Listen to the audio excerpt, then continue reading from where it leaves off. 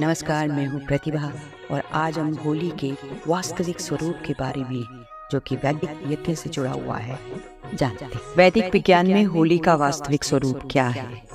इस पर्व का प्राचीनतम नाम वासंती नव षष्ठी है, अर्थात वसंत ऋतु के नए अनाजों से किया हुआ यज्ञ। परंतु होली होलक का अपभ्रंश है।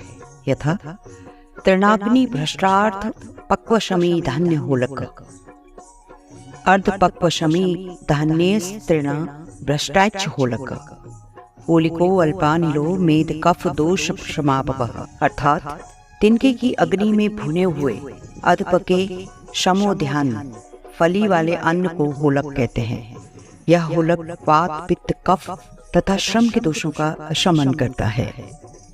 होलिका किसी भी अनाज के ऊपरी परत को होलिका कहते हैं, जैसे चने का पट पर, मटर का पट, गेहूं जौ का गिद्दी से ऊपर वाला पट। इसी प्रकार चना मटर गेहूं जौ की गिद्दी को प्रहलाद कहते हैं। होलिका को माता इसलिए कहते हैं कि वह चनादि का निर्माण करती है। माता निर्माता भवती। यदि यह परत पर होलिका, परत का मतलब होलिका, न हो तो चना मटर रूपी प्रहलाद का जन्म नहीं हो सकता। जब चना मटर गेहूं व जौ भूनते हैं तो वह पट पर या गेहूं जौ की ऊपरी खोल पहले जलता है। इस प्रकार प्रहलाद बच जाता है। उसी समय प्रसन्नता से जय घोष करते हैं कि होलिका माता की जय, अर्थात होलिका रूपी पर्त ने अपने को देकर प्रहलाद चना मटर को बचा लिया। अधजले अन्न को होलक कहते हैं। इसी कारण इस पर्व का नाम होलिकोत्सव है और वसंत ऋतुओं में नए अन्न से यज्ञ करते हैं। इसीलिए इस पर्व का नाम वासंती नव षष्ठी है। यथा वासंतो वसंत ऋतु, नव नए, येष्टि यज्ञ। इसका दूसरा नाम नव संवत्सर है।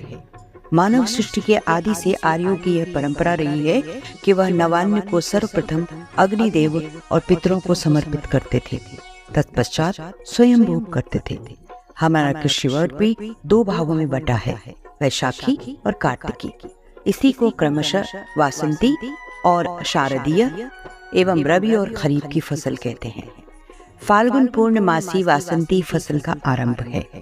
अब तक चना मटर अरहर व जौ आदि अनेक नवान्न पक चुके होते हैं, अतः परंपरा अनुसार पितृदेवों को समर्पित करें। कैसे संभव है? तो कहा गया है, अग्निवे देवानाम मुखम, अर्थात अग्निदेवों पितरों का मुख है।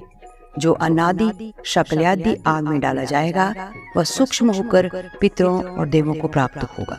हमारे यहाँ आर्यों में चातुर्य मास यज्ञ की परंपरा है। वेदज्ञों ने चातुर्य मास यज्ञ को वर्ष में 3 समय निश्चित किए हैं। फाल्गुनी पौर्णमासी, आषाढ़ी पौर्णमासी और कार्तिकी पौर्णमासी को जो यज्ञ किए जाते हैं वे चातुर्य मास कहे जाते हैं। आग्रहाणम या नव संश्रेष्टि। आप प्रतिवर्ष होली जलाते हो, उसमें अक्षत डालते हो। अक्षत चावलों को कहते हैं। अवधी भाषा में अक्षत को आहुति कहा जाता है। कुछ भी हो जाए, आहुति हो चाहे चावल, यह सब यज्ञ की प्रक्रिया है। आप जो परिक्रमा देते हैं वह भी यज्ञ की प्रक्रिया है, क्योंकि आहुति या परिक्रमा सब यज्ञ की प्रक्रिया है, सब यज्ञ में ही होती है। आपकी इस प्रक्रिया से सिद्ध हुआ कि यहाँ पर प्रतिवर्ष सामूहिक यज्ञ की परंपरा रही होगी। इस प्रकार चारों वर्ण परस्पर मिलकर इस होली रूपी विशाल यज्ञ को संपन्न करते थे। आप जो गुलरियां बनाकर अपने अपने घरों में होली से अग्नि लेकर उन्हें जलाते हो, यह प्रक्रिया छोटे छोटे हवनों की है। सामूहिक बड़े यज्ञ से अग्नि ले जाकर अपने अपने घरों में हवन करते थे। बाहरी वायु शुद्धि के लिए विशाल सामूहिक यज्ञ होते थे और घर की वायु शुद्धि के लिए छोटे छोटे हवन करते थे। दूसरा कारण ये भी था, ऋतु संधिश रोगा जायन्ते, अर्थात ऋतुओं के मिलने पर रोग उत्पन्न होते हैं। उनके निवारण के लिए ये यज्ञ किए जाते थे। यह होली हेमंत और बसंत ऋतु का योग है। रोग निवारण के लिए यज्ञ ही सर्वोत्तम साधन है।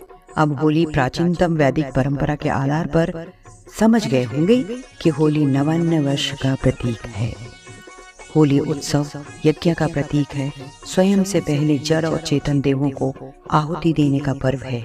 आइए इसके वास्तविक स्वरूप को समझकर इस सांस्कृतिक त्योहार को बनाएं।